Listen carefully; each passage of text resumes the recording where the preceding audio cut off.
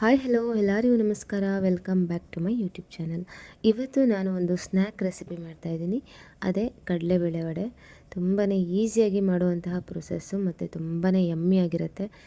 ಈ ಮಳೆಗಾಲಕ್ಕೆ ತುಂಬ ಜನಕ್ಕೆ ಕ್ರೇವಿಂಗ್ಸ್ ಬರ್ತಾ ಇರುತ್ತಲ್ಲ, ಏನಾದ್ರು ತಿನ್ನಬೇಕು ಅಂತ. ಸೊ ಇದೊಂದು ಬೆಸ್ಟ್ ಆಪ್ಷನು. ನೀವು ಸಹ ನಾನು ಮಾಡುವಂತಹ ರೀತಿಯಲ್ಲೇ ಮಾಡ್ಕೊಂಡು ತಿನ್ನಿ. ತುಂಬಾ ಚೆನ್ನಾಗಿರುತ್ತೆ. ಕಾಫಿ ಜೊತೆ ಒಳ್ಳೆ ಕಾಂಬಿನೇಷನ್. ಬನ್ನಿ ನೋಡೋಣ ಹೇಗೆ ಮಾಡೋದು ಅಂತ. ಫಸ್ಟು ನಾನು ಒಂದು 2 ಅವರ್ಸ್ ಮುಂಚೆನೇ ಕಡಲೆಬೇಳೆ ಮತ್ತು ಸ್ವಲ್ಪ ಉದ್ದಿನಬೇಳೆನ ನೆನೆಸಿಟ್ಕೊಂಡಿದ್ದೀನಿ. ಒಂದು 2 ಕಪ್ಸ್ ಅಷ್ಟು. ಅದನ್ನು ಚೆನ್ನಾಗಿ ತೊಳೆದು ಸೈಡಲ್ಲಿ ಇಟ್ಕೊಂಡಿದ್ದೀನಿ ನೋಡಿ.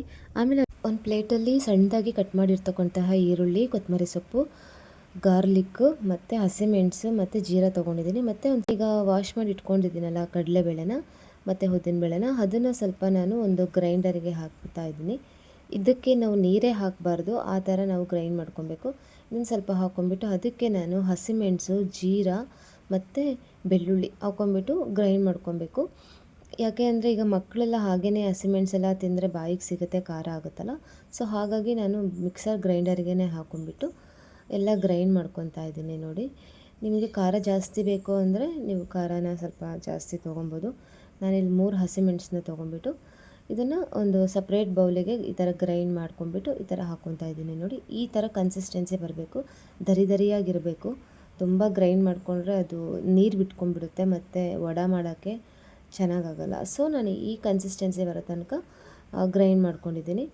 ಮತ್ತು ಇದಕ್ಕೆ ನಾನು ಕಟ್ ಮಾಡಿರ್ತಕ್ಕಂತಹ ಕೊತ್ತಂಬರಿ ಸೊಪ್ಪು, ಆನಿಯನ್ಸ್ನ ಸಣ್ಣದಾಗಿ ಚಾಪ್ ಮಾಡ್ಕೊಂಡಿದ್ದೀನಿ ನೋಡಿ ಈ ಥರ.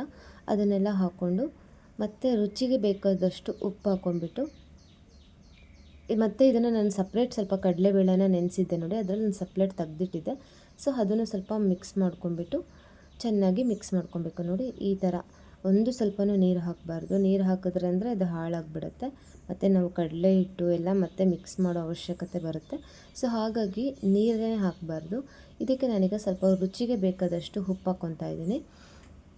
ಈಗ ಇದನ್ನು ಉಪ್ಪೆಲ್ಲ ಹಾಕಿಬಿಟ್ಟು ಮತ್ತೆ ಇನ್ನೊಂದು ಸಲ ಫುಲ್ಲು ಚೆನ್ನಾಗಿ ಮಿಕ್ಸ್ ಮಾಡ್ಕೊಬೇಕು ನೋಡಿ. ಇವಾಗ ನಾನೆಲ್ಲ ಮಿಕ್ಸ್ ಮಾಡ್ಕೊಂಬಿಟ್ಟು ಇಟ್ಟಿದ್ದೀನಿ ನೋಡಿ. ಆವಾಗ ಮಿಕ್ಸ್ ಮಾಡಿದ್ಮೇಲೆ ಈ ಥರ ಚೆನ್ನಾಗಿ ಮಿಕ್ಸ್ ಆಗಿದೆ. ಈಗ ನಾನು ಒಂದು ಗ್ಯಾಸ್ ಮೇಲೆ ಒಂದು ಪ್ಯಾನ್ ಇಟ್ಬಿಟ್ಟು ಆಯಿಲ್ನ ಬಿಸಿ ಮಾಡ್ಕೊತಾ ಇದ್ದೀನಿ. ಡೀಪ್ ಫ್ರೈ ಮಾಡಬೇಕಲ್ವಾ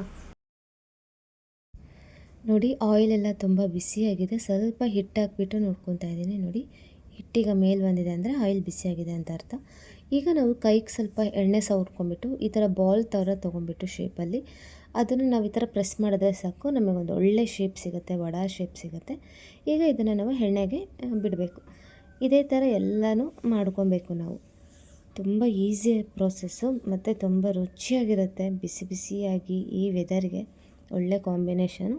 ಅದೇ ಥರ ನೋಡಿ ನಾನು ಇಲ್ಲಿ ಮಾಡ್ಕೊತಾ ಇದ್ದೀನಿ. ಎಲ್ಲ ಅದೇ ಥರ ಪ್ರೆಸ್ ಮಾಡಿಕೊಂಡು ಈ ಥರ ಒಂದು ಶೇಪ್ ಬರೋ ತನಕ ಮಾಡಿಕೊಂಡು ಈ ಥರ ಎಣ್ಣೆಗೆ ಬಿಟ್ಟರೆ ಆಯಿತು. ಆಲ್ಮೋಸ್ಟ್ ಇದು ರೆಡಿ ಆಯಿತು ನೋಡಿ. ಈ ಥರ ಎಲ್ಲ ಆಯಿತು. ನಾನು ಇದನ್ನು ಚೆನ್ನಾಗಿ ಗೋಲ್ಡನ್ ಬ್ರೌನ್ ಕಲರ್ ಬರೋ ತನಕ ಚೆನ್ನಾಗಿ ಬೇಯಿಸ್ಕೊಬೇಕು. ಇವಾಗ ನಾವು ಅರ್ಧಂಬರ್ಧ ಬೇಯಿಸ್ಕೊಂಡ್ರೆ ಮತ್ತು ಮಕ್ಕಳೆಲ್ಲ ತಿಂತಾರಲ್ಲ ಮತ್ತು ಹೊಟ್ಟೆ ನೋವು ಬರೋ ಚಾನ್ಸಸ್ ಇರುತ್ತೆ. ಸೊ ಹಾಗಾಗಿ ಗೋಲ್ಡನ್ ಬ್ರೌನ್ ಕಲರ್ ಬರೋ ತನಕ ಚೆನ್ನಾಗಿ ನಾವು ಫ್ರೈ ಮಾಡ್ಕೊಬೇಕು ನೋಡಿ. ಇದು ಆಲ್ಮೋಸ್ಟ್ ಆಗ್ತಾ ಬಂತು.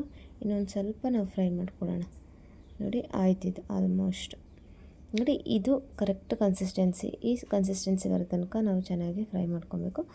ಸೇಮ್ ಅದೇ ಪ್ರೋಸೆಸ್ ಎಲ್ಲ ಹಿಟ್ಟನ್ನು ಸಹ ನಾವು ಅದೇ ಥರ ಮತ್ತೆ ಮಾಡ್ಕೊಬೇಕು ಅಷ್ಟೇ. ತುಂಬ ಈಸಿಯಾಗಿದೆ ಅಲ್ಲ. ಇದೇ ಥರ ಮಿಕ್ಕಿದೆಲ್ಲನೂ ನಾವು ಹಾಗೆ ಮಾಡಿಕೊಂಡ್ರೆ ಸಾಕು, ರೆಡಿಯಾಗಿದೆ ನೋಡಿ. ಎಷ್ಟು ಚೆನ್ನಾಗಿ ಬಂದಿದೆ ಅಂತ. ತುಂಬಾ ಯಮ್ಮಿ ಆ್ಯಂಡ್ ಟೇಸ್ಟಿಯಾಗಿರ್ತಕ್ಕಂಥ ಕಡಲೆಬೇಳೆ ವಡೆ ರೆಡಿಯಾಗಿದೆ. ಕಾಫಿ ಜೊತೆ ಒಳ್ಳೆ ಕಾಂಬಿನೇಷನು. ನೀವು ಸಹ ಮಾಡಿಕೊಂಡು ತಿನ್ನಿ ಮನೆಯಲ್ಲಿ. ಈ ವೆದರ್ಗೆ ಮಕ್ಕಳಿಗೂ ಮಾಡಿಕೊಡಿ.